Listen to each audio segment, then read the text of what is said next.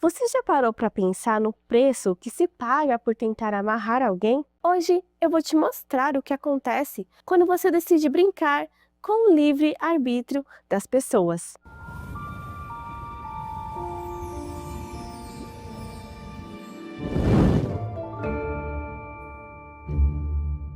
Oi, eu sou a Ali. Bem-vindos ao meu Soto, onde eu vou contar relatos que recebo lá no meu Instagram.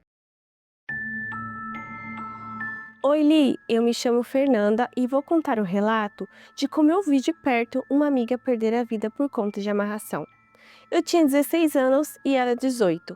Morávamos na mesma rua e eu vivia na casa dela. Desde que me mudei para lá, ela havia virado a minha melhor amiga. O bairro era pequeno e não tinha muitas pessoas da minha idade.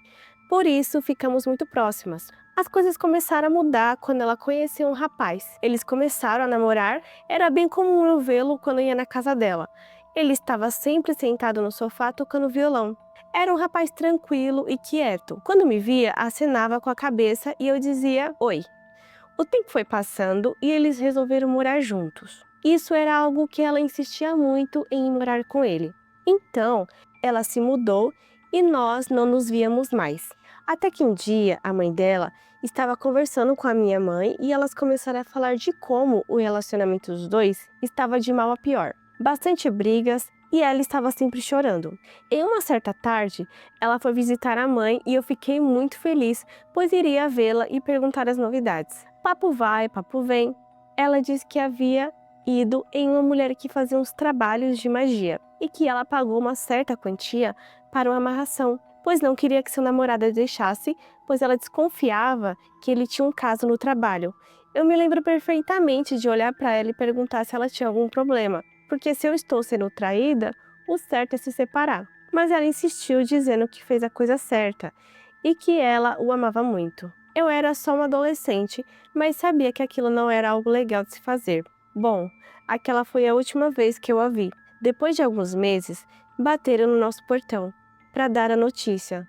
Ela havia sido morta com 11 facadas pelo namorado, que teve uma espécie de surto psicótico no meio da madrugada. A mãe dela diz que ele jura não se lembrar de nada do que aconteceu e que ele sentiu um ódio muito grande por ela, que esse sentimento começou a crescer há alguns meses. Até hoje me pergunto se foi o trabalho ou se ele tinha algum problema psicológico.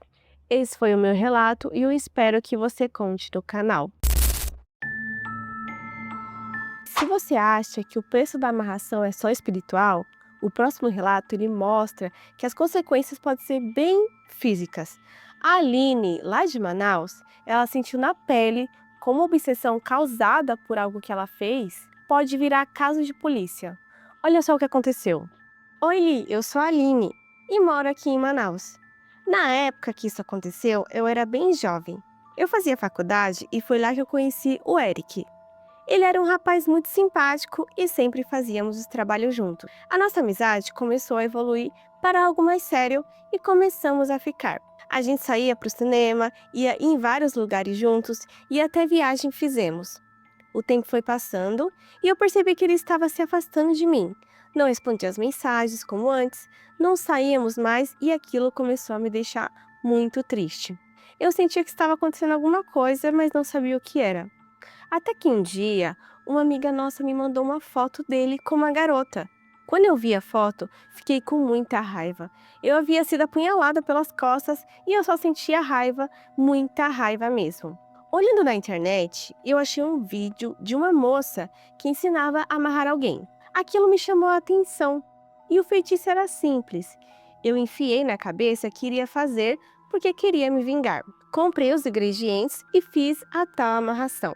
Passados uns dias, o Eric me manda mensagem dizendo que estava com saudades e queria me ver. Eu aceitei, é claro, e nós voltamos a ficar.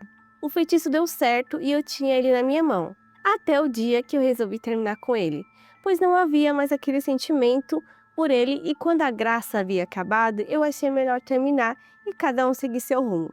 Mas foi aí que eu aprendi, da pior forma, que quando a gente mexe com coisas que não entendemos, podemos estar cavando a própria cova. Este rapaz surtou, disse que eu não deixaria, que eu o pertencia e que não poderia viver sem mim. Eu fiquei em choque e a única coisa que vinha na minha cabeça era a tal amarração que eu fiz. O resultado foi eu tendo que pedir uma medida protetiva contra ele e ter que me mudar de estado por conta disso. Até hoje, depois de tantos anos, eu ainda tenho medo dele aparecer do nada e fazer alguma coisa comigo. Eu fiquei bem paranoica. Isso me marcou muito e eu vou levar o trauma para o resto da vida.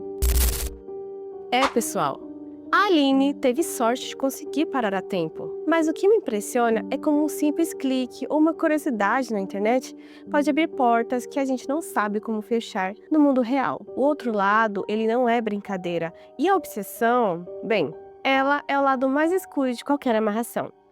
Mas e você? Tem histórias que gostaria de compartilhar? Me conte aqui nos comentários. Eu vou ler os relatos mais bizarros no próximo vídeo.